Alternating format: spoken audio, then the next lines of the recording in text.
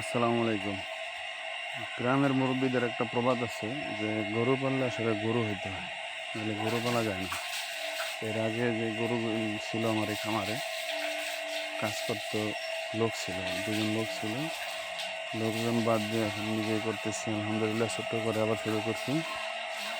দুইটা বাছুর করে আছে, জার্সি জাতের। এদের প্রতিদিন একটা নির্দিষ্ট টাইমে গোসল করাইতে হয়, ঘর পরিষ্কার করতে হয়, কাজগুলো নিজেই করি।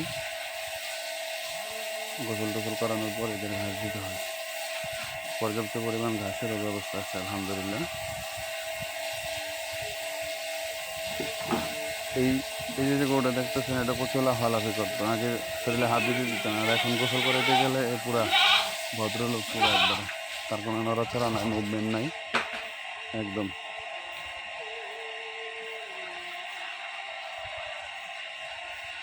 গরু গোসলের পরে যে একটা রিল্যাক্স মোডে যে একটা ঘুম দেয়, এটা যদি পরবর্তী এক ভিডিওতে দেখাবো ইনশাল্লাহ। যদিও আজকে ভিডিওটা করা হয়নি। আর রেগুলার গোসল করালে গরু সুস্থ থাকে, গরুর অনেক ধরনের রোগবালাই থেকে মুক্তি থাকে।